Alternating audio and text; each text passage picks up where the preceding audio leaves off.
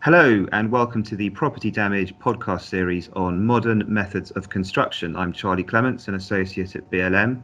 Today I'm joined by Richard Griffiths, who leads the major and complex loss team at Hiscox Property Claims. Richard, hello, welcome to the podcast series. In the last series we looked at flood risks. In this series we're focusing on fire, which is, after all, one of the most expensive categories of property insurance claims. £1.3 billion was paid out to customers during 2018. So it's clearly a very important issue for the industry. Today we're going to look at eco properties, and it's great to have Richard with us to provide some insight from the point of view of technical claims management. So Richard, let's start with the basics. What exactly do we mean when we talk about eco properties? Hi Charlie. Yes, it's a developing area which is driven by concerns surrounding the energy crisis and climate change. The main driving factor is that consumers are increasingly now thinking about moving away from gas, and this will inevitably lead to alternatives that are innovative. This is by definition, therefore, unknown territory so far as risk is concerned. Yes, so what are the ways then that those concerns can be addressed when properties are being built? Broadly speaking, in construction terms, the solutions looked for are alternative methods of energy production and efficiencies in the way homes and commercial premises are built. Some straightforward examples would be solar panels and double glazing. You therefore have two approaches to this. Firstly, the way in which new build properties are constructed, and then the question of retrofitting. So by retrofitting, we mean adapting existing properties? Yes, so for example, putting in solar panels and double glazing to existing properties which did not benefit from this before. These are fairly easy retrofits, and some are easier than others. Indeed. There is also a drive, isn't there, to get away from traditional building materials. What's the reason for that? One significant one is concrete. The carbon footprint of concrete production is considerable. The cement industry alone generates 2.8 tonnes of CO2 every year, more than any country other than China and the US, and somewhere between 4 and 8% of all global man-made carbon emissions. According to the Paris Agreement, carbon emissions from cement production need to fall by at least 16% by the year 2030 for the world to reach its carbon emissions targets. To achieve this, we must start using alternative materials. Yes, and so what are the types of building materials that are being used instead?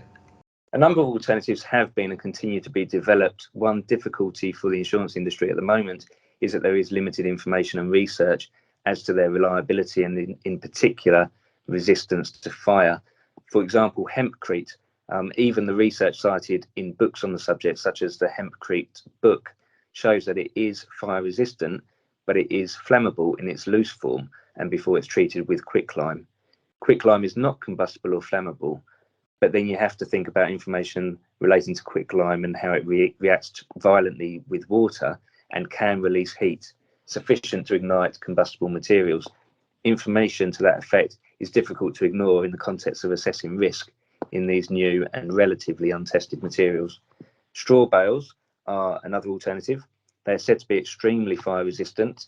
Research conducted by the National Research Council of Canada found that bales withstood temperatures up to 1,850 degrees for 2 hours.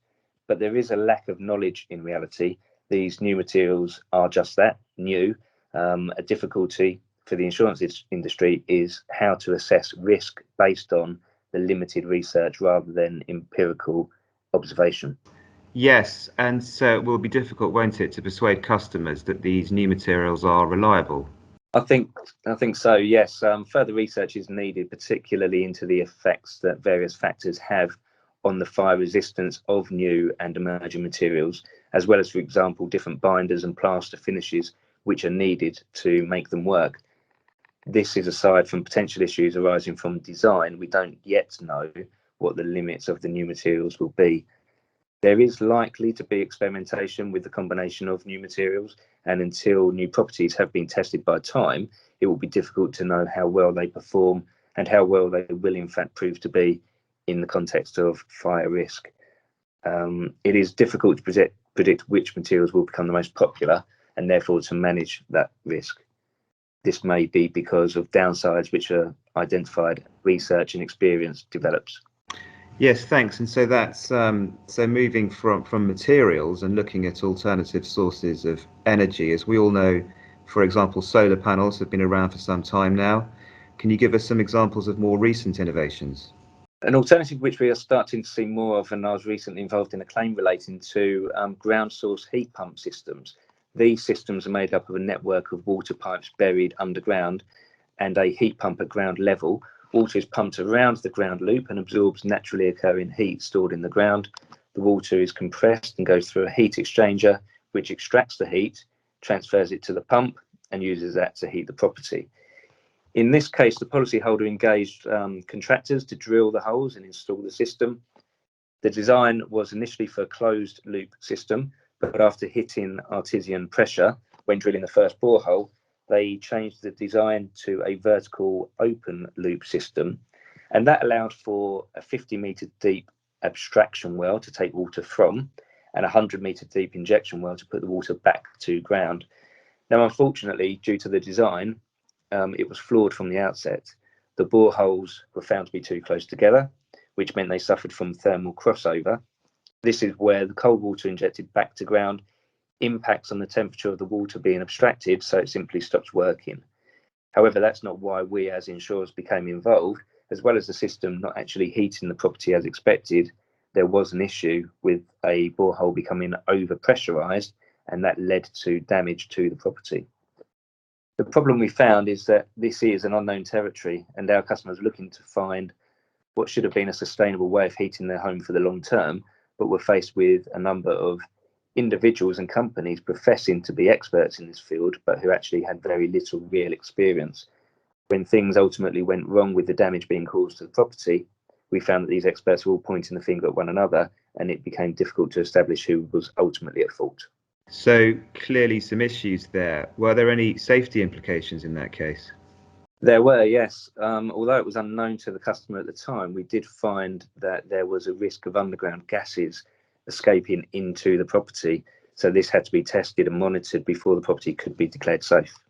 And so the difficulty then is, isn't it, assessing risk and so therefore pricing? Absolutely. Often because these risks are new and emerging, relevant questions are not yet being asked in the statement of fact. So to an extent, there are lessons learned by this example, but knowing which questions to ask going forward and to be able to assess risk is going to be work in progress. Indeed, that's a very clear example of the potential issues for insurers when responding to claims. How do you think the industry might otherwise tackle the management of risk when it comes to eco properties? Well, an established practice at Hiscox is to offer incentives which are aimed at reducing risk. An obvious example is where policyholders fit fire alarms to bring their premiums down. So one question is whether incentives to build in an eco-friendly way could work, or whether they will in fact have the potential to increase risk. That is where more research is definitely needed. Indeed. Richard, thank you. This has been very interesting talking to you, and thank you for your time. Your insights from the industry perspective have been really valuable. I'm sure your listeners will agree. It would be great to hear observations and comments on the content of this episode. So if you have them, please send them through to us at propertydamage@blmlaw.com. That's propertydamage@blmlaw.com. Thank you for listening in today, and we hope you tune in for the next episode.